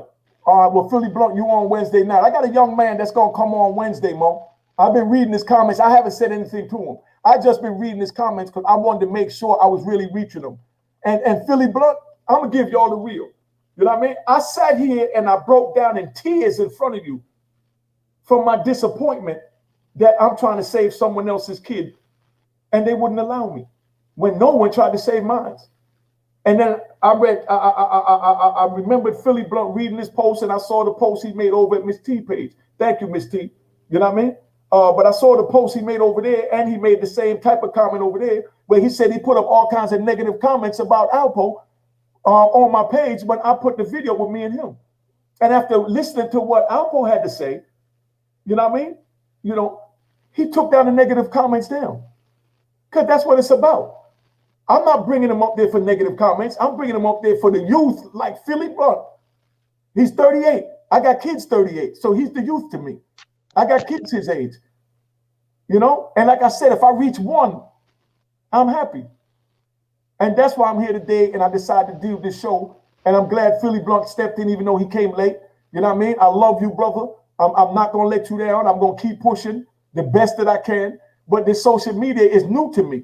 I'm from an era where men speak to men and we respect, you know, their stance. And it's not a disrespect to disagree. It's an honor to meet a man to disagree with me. It's an honor for a man to disagree with me, because that means he has his own mind and he could give me something. You can't give me nothing if everything out my mouth is, yes, sir, yeah, you the man. You know what I mean? I don't need that. I need men that speak their mind. You understand what I'm saying? And that's it. And you know, that's just what I wanted to share, man. Yo, Philly Blunt, thank you, my brother. You know what I mean? You brought me back with this positive energy because it's my son's birthday. You know what I mean? But unfortunately, this is my first, not unfortunately, but luckily, God willing, today is my first day of free man since he's been born on his birthday. This is the first birthday that I have been a free man since my son was born. And now I got to wait another 20 years for him to be out here with me. And he waited 20 years for me to get here. That's why this is passionate to me. That's why I broke down. And yeah, I'm a kingpin, but I'm a father first. I'm a father first. You know, I'm a man and I'm a father. You understand what I'm saying? Just so y'all understand where we at. You understand? So if y'all want to say something to close out, man, I just want y'all to know, thank everybody for watching. Tell a friend to check this joint out. Too many jewels in this to miss it. Wednesday night prison talk, and then we're changing grown folks talk to 9 o'clock on Fridays because the time went back and everybody been liking it. So, you know, Lily been coming up. Lily come back this week. Dre's coming back. You know what I mean? I'm going to grab somebody else to bring up there, man. You understand what I'm saying? But like I said, everybody come out for me because they know I'm coming for a positive cause. And they know I was a good man. I helped them back in the day. And now they're here to help me that I came out on my knuckles. And I'm not coming out till I got $1 million. I did this and I did that. No, but I had to tell you about the 255 keys, the 25 keys a day in New York, and all this negative stuff. So you'll know that I did that. And I've changed. So if I change, you could change. You know what I mean? Yeah, own person, send your email real quick. We get ready to end, man. I'm going to let you come in real quick. You know what I mean? If we can get you in, send it to meccastream. If you do it in the next 5 minutes before the good brothers get their pound out, because maybe we get another quick topic, I'd like you to come in, or you could come in Wednesday night, you know what I mean, at 9 o'clock with Philly Blunt. A matter of fact, any one of my guests, we're going to do it Wednesday, on Peso, because you always represent too, man, because you want to change. You want to help the community. Anybody that wants to be on my platform on Prison Talk on Wednesday or Grown Folks Talk on Friday, male or females, looking for more females, because I want the females to talk to the brothers to express their sensitive side. Because I've been around men all these years, so I'm not as sensitive, because like Mo said, I was a little wild. You know what I mean? So I'm out here and I'm trying to get used to it. You know what I mean? And like I said, I get frustrated because I'm not from this generation where people do things and not tell you in your face. I'm not into that. And it's not a disrespect, I'm just telling you. So this social media is new to me, and I'm letting you know, give me a chance to get used to it. And anyone that I offended on here, I apologize, because that's not what this platform is for. The platform is to uplift the youth and save your children. That's what my platform is for. That's it. I'm not getting no money for this. I'm not getting anything for this. Some of my videos that I do on Prison Talk get 2,000 or 3,000 views, and I'm happy because I look at the comments, and that's what means something to me. The people that I'm touching. You know what I mean? Yes, Go ahead. Wendy, and sometimes we just got put to the email agree up to there again. Let me disagree, take this right? off, please. Yeah. Like sometimes we just got to agree to disagree, right? My very existence offends certain people. I mean, I know that because we diametrically opposed to one another, right? So if I offend you, I want you to know I meant it. But the idea is that the objective, man, is to stand on what you stand and continue, man, to do what you do, man. Real, like I said in the beginning, I'm proud of you, man, right? And I really think, man, that a lot of people that you left behind is some kind of way they could see this, because I tell them when they reach out to me what you're doing, right? And if they could see this would be inspiration for a lot of guys that's on the turn coming out, because they can't believe that they can do all else. Just to be able for them to see you doing this would be a hell of an encouragement for them to, right? Because once you dream of doing something and then that dream come true, you don't look at your dreams the same way no more. You recognize that your dreams are possible. You understand? So other people looking at you, you understand, doing what it is that you set out to do, it encouraged them and make them believe in their self-efficacy that they can do what they set out to do, right? You know what I mean? Especially you coming from where you come from. Like I told you earlier, man, that you can't measure an individual by where he's at. You measure him by where he came from. See, if an individual born with a silver spoon in his mouth and you see him with this, that, and the third, he didn't do any work to get it. But when you look at an individual and like he comes from a point where he couldn't read, he couldn't write, couldn't think outside of a certain box, and then he grows out of that. This is what makes Malcolm X so powerful, contrary to popular belief, because you know he was big red. You know that he couldn't read. You know that he studied. You know that he's a self-made man in this context. So I think a lot of times when a person look at what you have done and they don't stop to consider where you come from and how far you had to go to get there, they can't really appreciate the true growth. That's why I say I'm proud of it. Thank you. You understand? Because I remember when you were stuck on stupid, right? You understand? And I remember, man, that, you know what I mean, how you make certain progress, then almost like a relapse, and make certain progress and relapse, but you never really lost sight of where you were headed for, right? You understand? And to be able to do that and to continue, you know, I remember when you didn't even know you was in prison, really. You thought you was still on the corner up on such and such, and you got people coming to you like, you know, that you want to be a kingpin in the jail. And you understand? And I remember when you know what I mean, I remember, man, when, you know, you how you get out slowly, and people, you slowly evolved out of it, right? To where you at today, man, from where you were, that's like monumental. You know what I mean? That's monumental right now. Everywhere I go, as you know, right, I just, like, you use the term mentor. Wayne Perry and them use the term mentor. You know, they consider me their mentor. I just consider myself your brother. You understand? You know what I mean? No more. You know what I mean? I can understand the word mentor, but I understand the history of mentor. You understand? I know that mentor was a story of it, but at the same time, no problem. You know what I mean? I just want to say, man, again, nobody cares how much you know until they know how much you care, right? And when you talk about how much you care about this generation and the next, you know, and the future, you know, bam, I come up in a period where you had people who were afraid of the youngest, and then you had people who were afraid for the youngest. You understand? See, those who were afraid of them talked about them behind their back. Those who were afraid for them was up in their face, because they was afraid that they would do something that would cause them their life or worse. So they're afraid for them. When they got on them and chastised them and whatever, right, we listened to the older dude because we know that he cared. You understand? Even if we didn't like what he was saying, we listened because we know that he cared.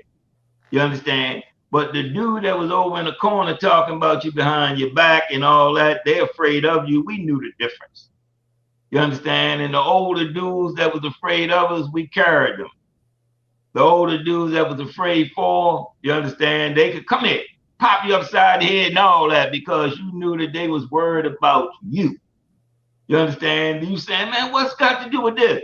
If I got locked up and did 100 years, you ain't got to do a day. But he's saying, man, not on my watch. You understand? You know what I mean? I'm not going to let you do this. And if I had to kick your ass, we like, man, what's wrong with this dude? And then we understood that it was because they cared. That was the way of them expressing they cared. You understand? So again, no one cares how much you know until they know how much you care. You understand? So you just got to make it crystal clear, man, that you're more worried about what's going to happen to them if they don't get some help. See what I'm saying? It's not an issue of trying to save them. It's the issue of trying to make them aware where the quicksand is. Make them aware where the traps and the snares are. You understand? I've been down this road. I know where it's at. Let me help you here. Please. And again, all the dudes that I dealt with, you understand, if they didn't let me help them, I couldn't. So really the thanks and the honor is for them having let me help them. You understand? See, that's a whole different kind of thing. You understand? So all you asking is that they let you help them. And that's it. You understand? That you giving them something, let them help you help them. You understand? So even when they press the likes and the follows and the whatever, they're helping you help them. You understand? When they turn on this channel, whatever, they're helping you help them. You understand? Your parents and everybody should be helping you help them. You understand? And that's the key, man. You know, that's the key in a nutshell, right? You got a brother like in DC, a young kid. Well, he's younger than me, but then all of y'all are, right? The name Martin DeVoe.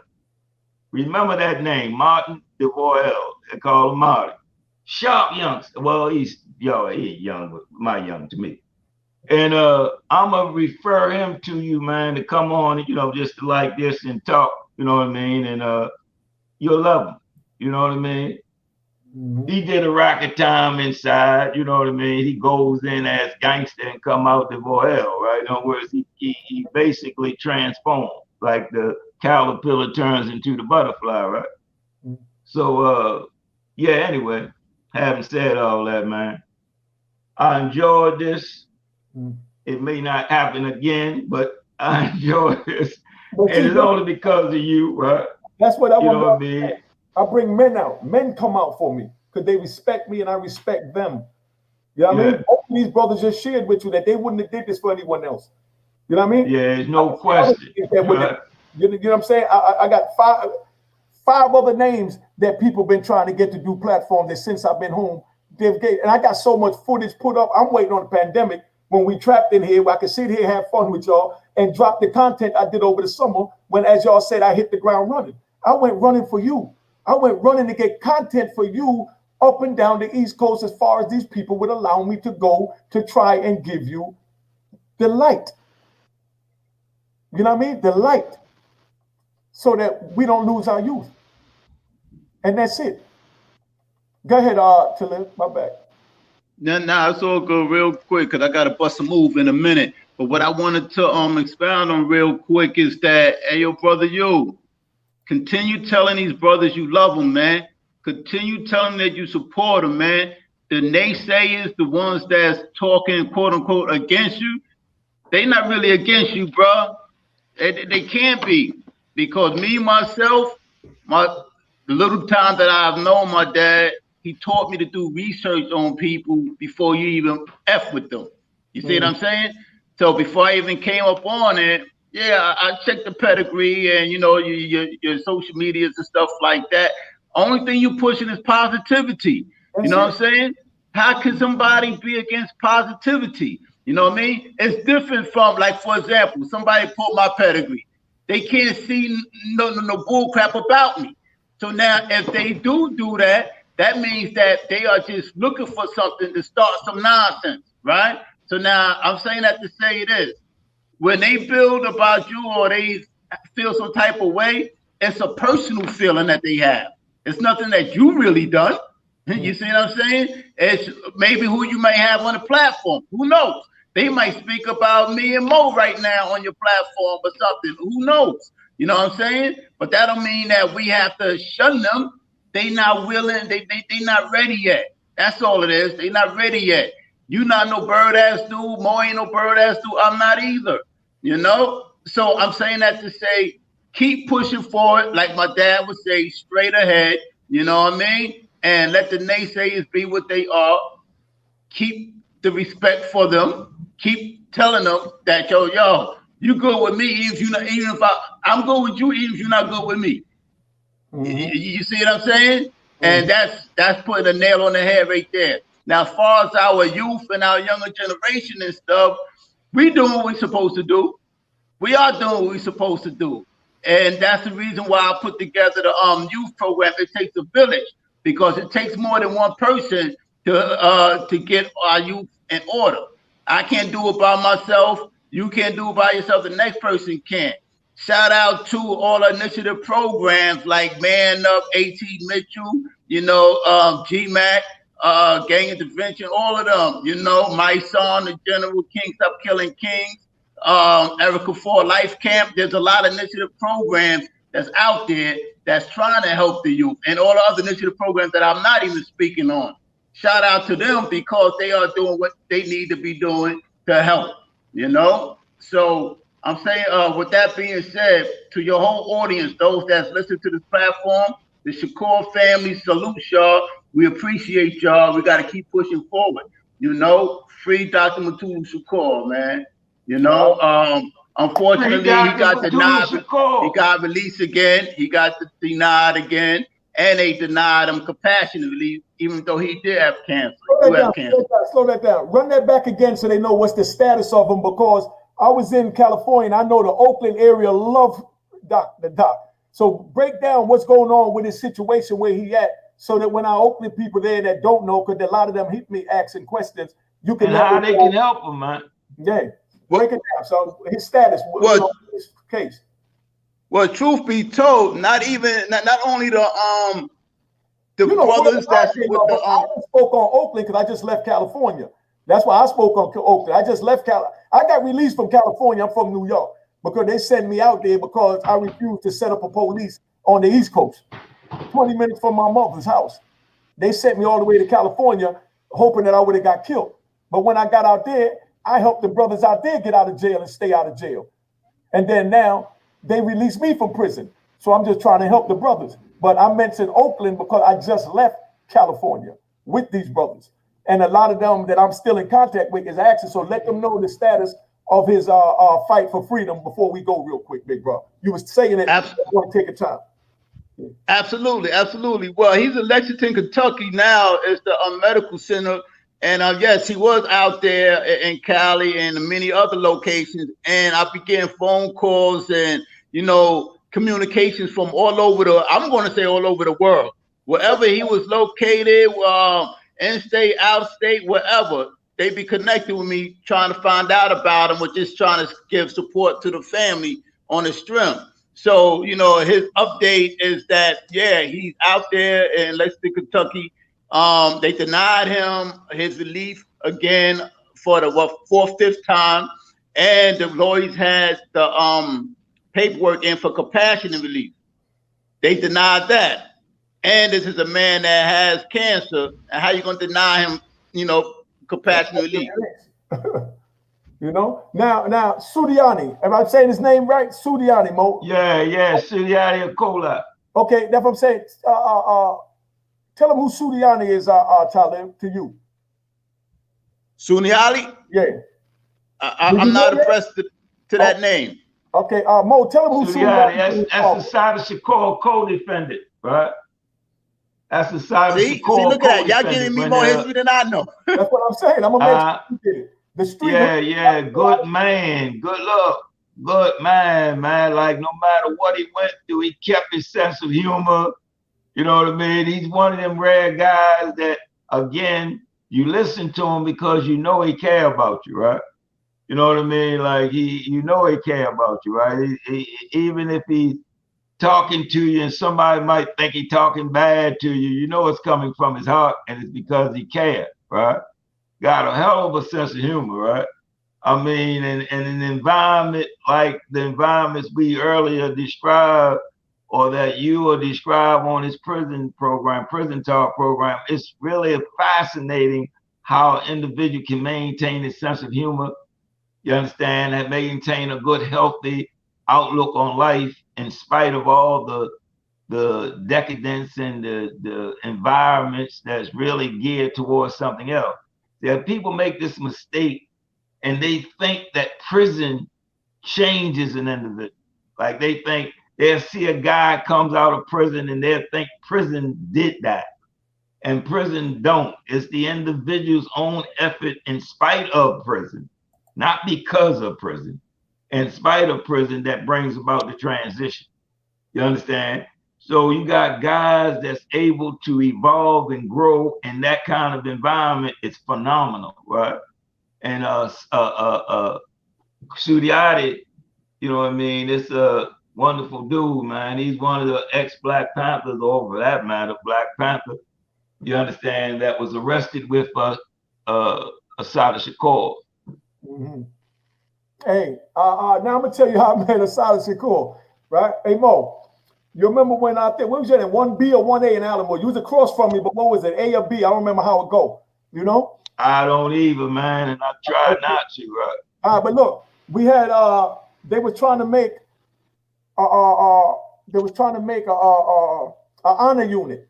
So they was trying to move us while young. Hey, I'm here. I just gotta get off for a second. I'm here. Okay, homie. You know? Yeah, they was trying to make an honor unit to show you how ignorant I was. They was trying to make an honor unit in the block. So they was moving the older guys into my unit that I was in. I had a single cell right in front of the TV where I could lay down with the door open and look at the TV from in the bed like I'm home. That's how twisted my mentality is. I want to be comfortable in these people's prison. You understand? Yeah. I got my foot up watching TV from in the bed, man. They call my 4 o'clock mail call, and I get stacks of mail. Not bragging again, but I get stacks of mail. This way back in the beginning when everybody loved me before the decades. But this is 99 when I only had 5 years in. But I get stacks of mail. The police come to the door every day with a stack of mail for me. And one day when he came with a stack of mail 3 times the size of what I normally get. I'm talking about where my hands at, like this. I'm like, man, man, I love it. So I go looking through it. It said Sudiati's name on it, but I don't know who he is. So I go to tell him, yo, y'all got the wrong cell. So I take my little stack, and I'm sitting in the room. 10 minutes later, this elder man comes in, about maybe 60-something, little skinny older dude in good shape. He comes stand up in it. He said, when he got his blanket, he said, oh, they put me in this cell. I'm so ignorant. I'm telling him, yo, old head, I ain't trying to get no celly, dog. You know what I mean? I've been here all this time, you know. Go tell them people that you ain't trying to come in, man. You know what I mean? That's how ignorant I am. I don't even know that this is one of our heroes. That fought for us. You know what I mean? But I'm just so ignorant. I want to be lay up in a cell by myself with my feet up. You know what I mean? Yeah.